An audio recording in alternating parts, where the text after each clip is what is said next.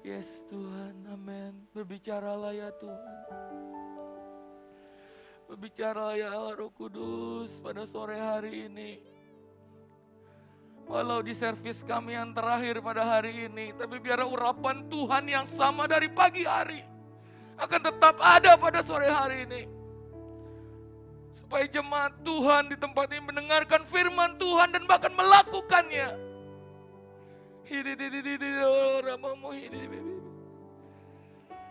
Segala roh-roh yang gak baik, biar engkau keluar dari ruangan ini. Tapi biar ada roh Tuhan di tempat ini. Ada penyertaan Tuhan, perlindungan daripada sakit, penyakit, dan virus yang berbahaya. Tapi biarlah ruangan ini disterilkan dengan kuasa darah Yesus.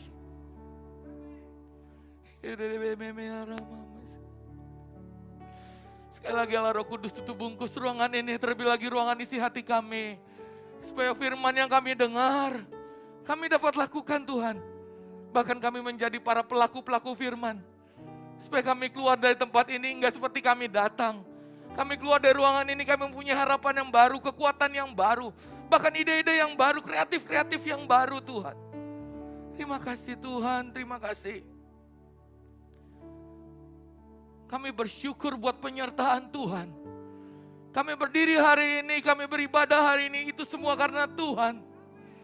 Kami ada, bahkan kami dapat memuji dan menyembah Tuhan, dilayakkan Tuhan, itu semua karena kebaikan dan anugerah Engkau Tuhan. Terima kasih Tuhan, terima kasih. Ajar kami seperti Maria duduk diam mendengarkan firman Tuhan. Terima kasih Tuhan, terima kasih. Biarlah Engkau tutup bungkus hamba-Mu ini ya Tuhan. Biarlah isi hati Tuhan pada sore hari ini yang kami dengar. Dan kami terus bersandar kepada-Mu ya Tuhan. Terima kasih Tuhan. Terima kasih Tuhan. Hanya dalam nama Tuhan Yesus, kita semua yang percaya katakan amin. Shalom Bapak Ibu, silakan duduk. Puji Tuhan. Puji Tuhan. Shalom. Shalom. Shalom. Dari pagi ibadah penuh. Itu satu tanda bahwa kita semua sudah yakin bahwa Tuhan tetap menyertai kita walau dalam keadaan apapun. Katakan amin. Puji Tuhan. Ada Pak Gembala, Debu Gembala, agak grogi. Tadi pagi nggak grogi, sekarang agak grogi karena ada Pak Gembugem. Tapi puji Tuhan, saya membuat satu terobosan dan saya rasa Pak Gem akan bangga sama saya. Saya sudah hemat saudara. Kalau yang hemat-hemat itu adanya di Pak Gem saudara. Kok ketawa Ayanti? Saya gunting rambut sendiri. Bersama anak itu biasa berdua 100.000. Selama pandemi saudara, saya potong rambut kurang lebih harusnya 12 kali. 12 kali sebulan potong rambut sekali. Berarti saya sudah irit 1.200.000. Pasti Pak Gem senang tuh kalau dengar irit-irit gitu kan. Saya sudah irit bersama Kenso tuh berdua 1.200.000. Tapi Pak, jangan dilihat dari potongannya Pak ya. Karena kemarin malam saya potong. Ya ini potong sendiri, seret. Tapi kan malam gelap. Jadi yang belakang gak gitu jelas ya Pak ya. Jadi begini. Nah ya boleh difoto sedikit Pak. Karena nanti masuk Facebook, YouTube bisa jadi viral. Ini menandakan apa? Saya mengikuti jejak daripada pemimpin saya. Karena sebagai anak yang baik, anak rohani, anak jasmani, kita harus mengikuti jejak daripada orang tua kita. Dan para pemimpin kita. Tapi tetap bagus. Masuk di YouTube masih keren. Ya 1 juta follower lah. Hari ini saya akan bicara tentang sebuah topik. Judul khotbah saya sebuah topik. Makanya kalau ada sebuah topik, biasanya khotbah itu topikal. Topikal. Nah, kalau orang belajar homiletik, orang belajar sekolah Alkitab, dia tahu topikal itu ada topik.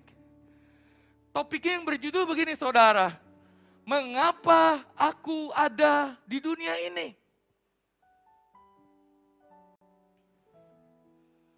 Ini topik yang sangat lagi banyak dicari orang. Bahkan yang nyari itu udah jutaan orang. Banyak orang bingung, khususnya di masa pandemi ini. Untuk apa aku ada di dunia ini, saudaraku?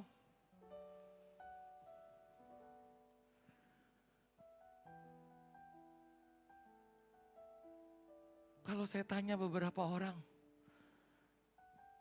jangan saya tanya orang lain deh, saya tanya anak saya. Dia bilang, saya udah tahu Dedi jawabannya apa katanya. Anak SD dia udah tahu mengapa aku ada di dunia ini. Andaikan saudara saya dengar firman ini dan ayat ini. Kalau saya tahu tentang kebenaran ini saudara. Mungkin 10 tahun yang lalu, 20 tahun yang lalu saya gak bakal mengalami semak belukar yang begitu dalam. Karena saya gak tahu mengapa saya ada di dunia ini waktu itu saudaraku. Jangan-jangan saudara sama. Saudara duduk di tempat itu, saudara gak tahu untuk apa dunia ada saudara di dunia ini. Atau mungkin saudara hanya berpikir saya mau hidup di dunia ini menjadi kaya. Kaya nggak salah saudara. Saya bukan orang alergi akan kekayaan. Saya juga mau kaya. Supaya apa? Waktu saya kaya, saya dapat memberkati orang lain. Waktu saya kaya, saya bukan gagah, kuat, sombong. Tapi saya dapat memberkati pekerjaan Tuhan. Makanya hal yang kita selalu dengar, kita sering tahu, bahkan kita baca artikel. Mengapa aku hidup ada di dunia ini? 2 bulan yang lalu saya lihat berita. Seorang anak kecil, masih SD. Dia gantung diri di WC. Katanya keren. Bisa masuk Instagram, YouTube, Facebook. Belum berapa lama ada yang loncat lagi dari Emporium. Dari Taman Anggrek. Karena mereka nggak tahu untuk apa mereka hidup di dunia ini. Seandainya firman ini mereka dengar. Saya raksa mereka mengurungkan niatnya untuk loncat dari atas mall. Kalau firman ini mereka dengar, banyak orang yang hari-hari ini jatuh ke dalam dosa, mereka akan lepas itu semuanya dan mereka akan kembali kepada Tuhan.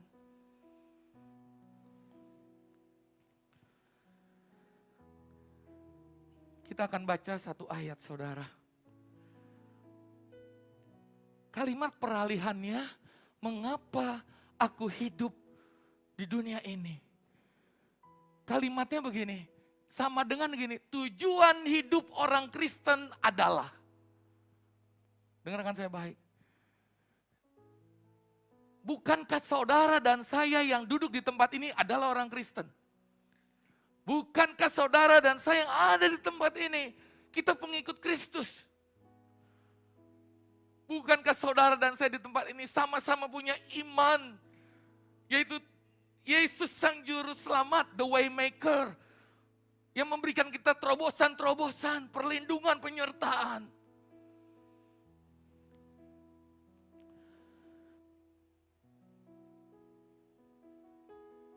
Tujuan hidup saudara dan saya sudah sangat jelas.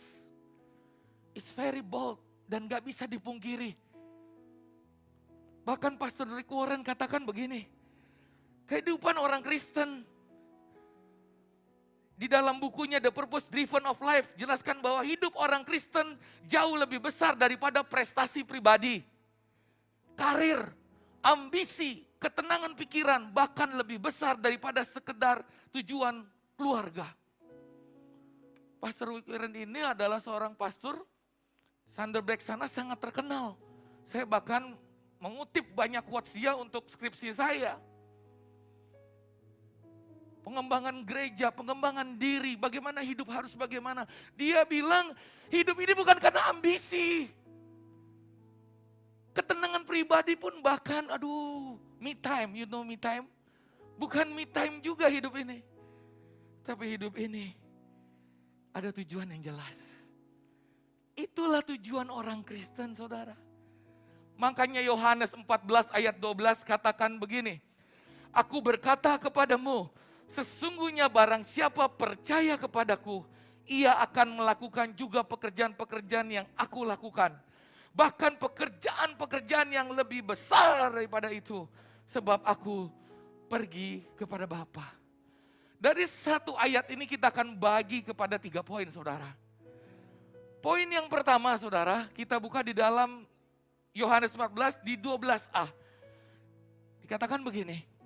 Aku berkata kepadamu, sesungguhnya barang siapa percaya kepadaku. Tolong garis bawahi, percaya kepadaku.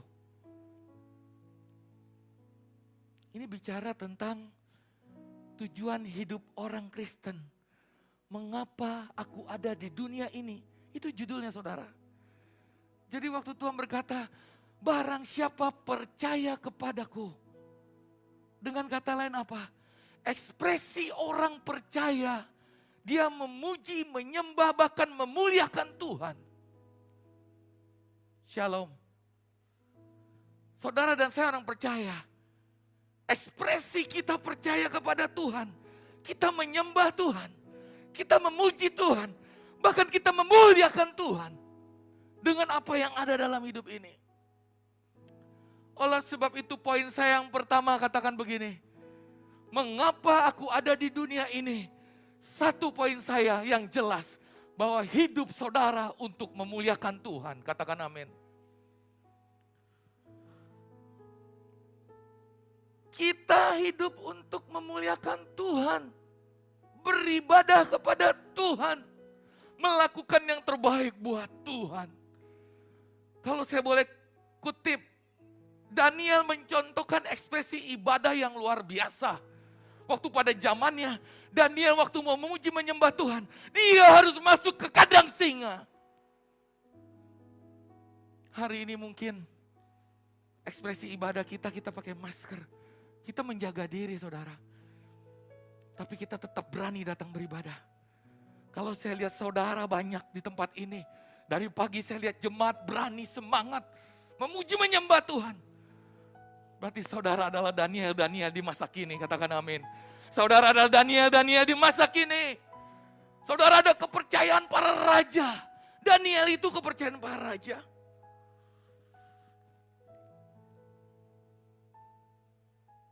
Orang Kristen hidup di masa pandemi gak boleh cemen. Colek kiri kanan gak boleh. Lihat aja kiri kanan. Gak boleh cemen. Gak boleh cemen. Colek nanti protokol. Tapi puji Tuhan, om saya udah divaksin, 2 orang, saya udah divaksin, langganan saya yang toko-toko itu udah pada divaksin, yang umurnya 60 ke atas, saudara. Kalau saudara umurnya kayak saya 22 tahun, nggak usah divaksin dulu ya. Kok ketawa 22 tahun? Penampilannya udah kayak anak 22 tahun kok. Orang memuliakan Tuhan, penyembahan. Bicara juga proskuneo dari bahasa aslinya. Yaitu dia sikap menyembah kepada Tuhan. Like a dog lick the master. Sikap yang sangat menyembah, menyerah. Seperti anjing yang setia kepada tuannya. Berarti penyembahan, memuliakan Tuhan. Saudara dan saya harus setia. Karena bahasa aslinya dibilang proskuneo. Bagi saya ini adalah yang esensi dibanding khotbah-khotbah saya yang lalu. Mungkin kalau saudara perhatikan khotbah saya. Bagaimana kita keluar dari Mesir. Bagaimana kita bertahan masa pandemi ini. Tapi ini adalah yang pondasi tertanam terdalam. Supaya saudara tahu kenapa saudara ada di dunia ini.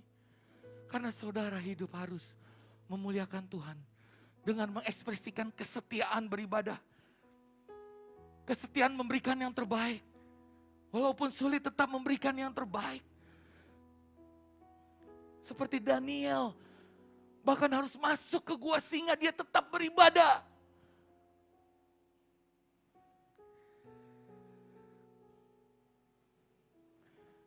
Karena saudara dan saya diciptakan serupa dan gambaran dengan Allah.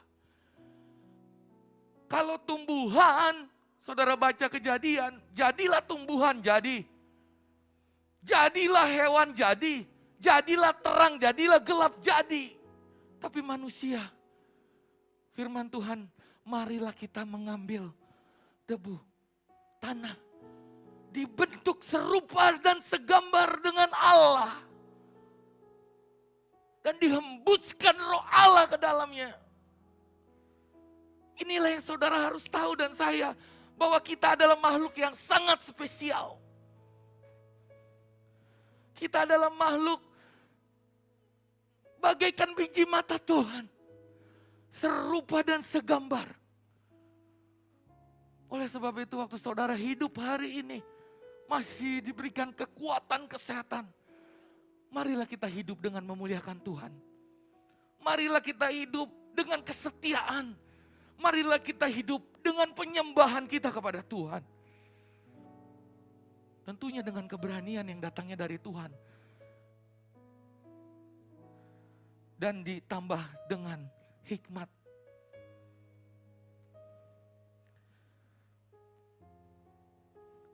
Supaya apa? Genaplah firman Tuhan dan rencana Tuhan dalam hidup ini. Bahwa saudara hidup untuk memuliakan Tuhan. Ayat B katakan begini, Yohanes 14 ayat 12b. Ia akan melakukan pekerjaan-pekerjaan yang aku lakukan. Tadi saya udah ilustrasikan di depan. Pak Gembala orangnya hemat.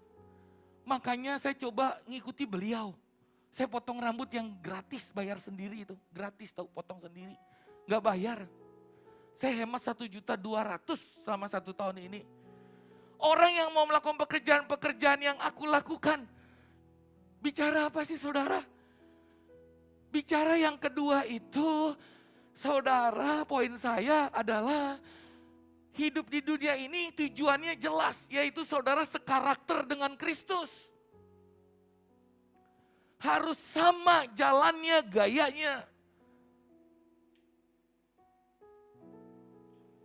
Saya mau kasih tahu sebuah rahasia yang sangat besar. Orang yang sekarakter dengan Kristus, dia pasti dipenuhi dengan roh penguasaan diri. Buah-buah roh. Memberikan yang terbaik buat Tuhan. Kenapa persembahan Kain gak diterima dan Habel diterima? Karena Habel memberikan yang terbaik. Orang yang sekarakter dengan Kristus. Orang yang se-DNA dengan Kristus. Dia akan melakukan apa yang Kristus lakukan.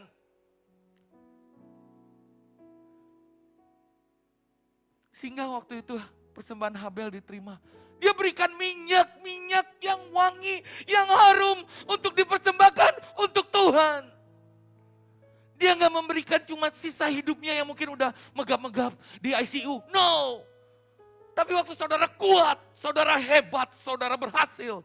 Inilah waktunya saudara memberikan yang terbaik buat Tuhan.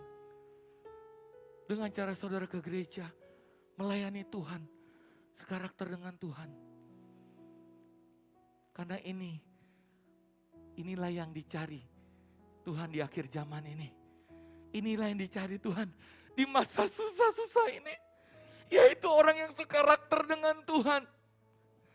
Saya kalau interview saya nggak tanya, kamu lulusan apa? SD, SMP, S3, S4, S-Teror. Enggak. S-Teler lah. Saya kalau interview sales saya interview maupun supir ataupun saya cuma tanya, kehidupan kamu gimana? Istri kamu berapa? 2, matang dah. Terkorupsi lagi. Yang dicari hari-hari ini EQ, is not just IQ. Orang pinter percuma kalau attitude-nya gak baik. Berapa kali saya katakan, saya ditolong Tuhan karena saya punya attitude yang baik kepada pimpinan. Kepada prinsipal hari-hari ini.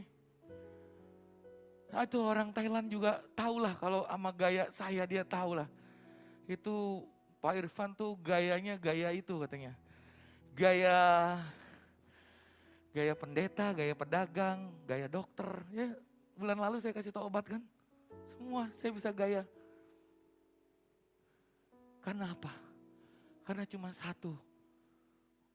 Untuk apa aku ada di dunia ini? Dan tujuan hidup orang Kristen, yaitu sekarakter dengan Kristus.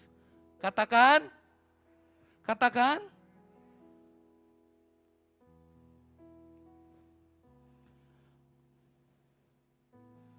Saudara, untuk apa saudara dan saya hidup di dunia ini?